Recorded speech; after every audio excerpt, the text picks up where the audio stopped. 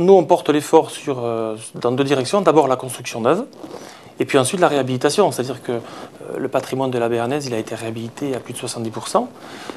Mais ce qu'on fait, c'est effectivement, quand on fait une réhabilitation d'immeuble, on regarde l'état actuel et puis on regarde aussi l'état futur avec des études d'énergéticiens assez poussées. Et on a un projet notamment de réhabilitation d'une tour sur Rousse-des-Bois où on arrive à 55% d'économie rien qu'en travaillant sur l'isolation par l'extérieur, sur une isolation par les fenêtres, sur un changement de chaudière, etc. On s'est posé la question il y a plusieurs années de faire en sorte de pouvoir permettre aux locataires d'avoir un budget logement le plus réduit possible. Le loyer, on n'a pas trop de marge de manœuvre. Par contre, sur les charges, oui. Et c'est pour ça qu'on a engagé une réflexion et des actions pour faire en sorte que les charges locatives soient le plus réduites possible. On a la chance quand même d'avoir dans notre département des partenaires publics qui nous aident et qui abondent au travers des subventions pour qu'on puisse équilibrer nos opérations aussi. Compte tenu de l'évolution de la législation actuelle, on ne pourra pas y couper. C'est-à-dire qu'effectivement, il faudra qu'on produise un logement économe comme ça, donc il faudra effectivement qu'on investisse. Mais je veux dire, c'est l'ingéniosité aussi de l'architecte de proposer un produit qui fait qu'on peut avoir des prix de sortie maîtrisés et puis des logements quand même qui sont innovants. Et là, c'est important de s'appuyer sur des maîtres d'œuvre qui fassent preuve d'imagination en la matière. Il y a de quoi faire.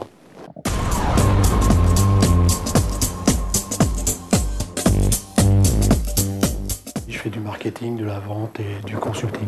Je suis en binôme avec un certain Jean-Hugues Loret. Je vais aider Jean-Pierre et l'équipe à concrétiser certains projets qui sont soit déjà en cours, soit au stade d'idée. Et en particulier, nous allons monter ici un centre de formation dans le domaine des métiers de la construction de réseaux très haut débit. Également, l'un des axes de la mission est de faire mieux connaître Pau Broadband dans le monde, de manière à ce que lorsqu'on pense très haut débit, lorsqu'on pense fibre à l'abonné, FTTH, etc., immédiatement on pense Pau. Car Pau a la position unique d'être un pionnier, d'être une ville pionnière et d'être une ville première.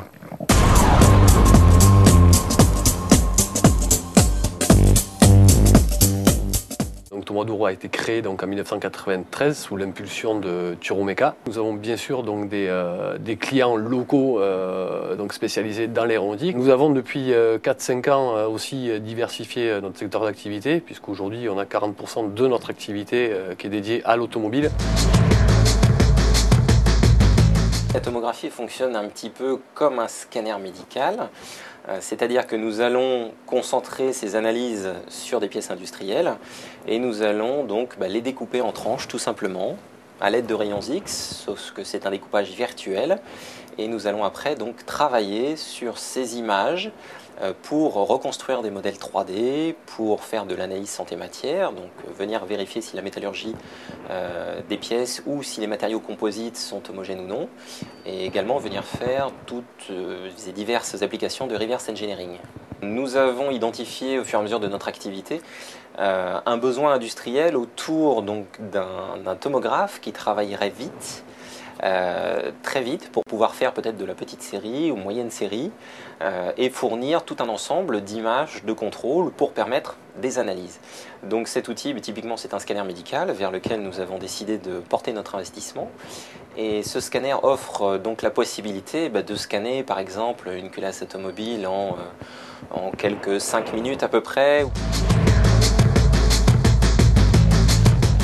Là, nous avons pour exemple passé cette chaussure de sport donc sur le scanner médical et en guise d'illustration qui permettent de voir un petit peu la structure de la semelle inférieure, la partie amortissante de la chaussure, le support du talon et donc les différents tissus de la chaussure. Et donc le défilement des images permettrait à quelqu'un du métier de venir détecter des défauts ou des anomalies qui seraient présentes au sein de la structure même du produit. Dans un second temps, nous avons la possibilité d'obtenir donc la reconstruction quasi automatique d'un modèle 3D de la chaussure et venir éventuellement contrôler certains détails.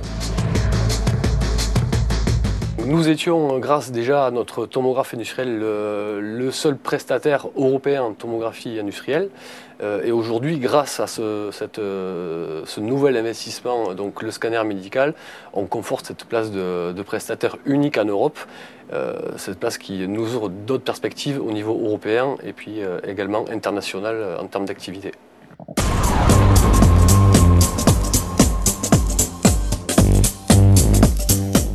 Depuis 3 ans maintenant, nous avons aidé à la mise en place avec les consommateurs de groupes AMAP, donc qui veut dire Association pour le maintien de l'agriculture paysanne. C'est avant tout des consommateurs qui s'organisent de façon indépendante et qui passent des contrats avec des producteurs. Les consommateurs vont chaque semaine se retrouver dans un lieu de distribution à heure précise. Ce lieu est géré par des consommateurs. Les contrats et la gestion est assurée par les consommateurs. Et AMAP est une marque déposée à l'INPI où il y a une charte que nous devons suivre et des principes. Mais ensuite, la liberté est totale aux consommateurs de choisir les producteurs qu'ils souhaitent. Le but, c'est d'arriver à développer une agriculture de proximité et une consommation de proximité. Nous apportons ce qu'on appelle, nous assurons le rôle un peu de médiation et d'expertise agricole. Nous apportons un regard aux consommateurs pour les aider dans leur choix. Donc aujourd'hui, on est en plein développement. De nombreux consommateurs s'impliquent parce que le but, c'est que c'est les consommateurs qui s'engagent, qui s'impliquent bénévolement. Nous, le but, c'est aussi de préserver une agriculture de proximité, de préserver des terres agricoles en bordure de ville, parce que si demain on va avoir des produits locaux, eh bien, faut-il qu'on ait des agriculteurs à côté des villes, et aussi bien pour les AMAP que pour des marchés, les halles de pot, tout ce qu'on veut, ou restauration collective.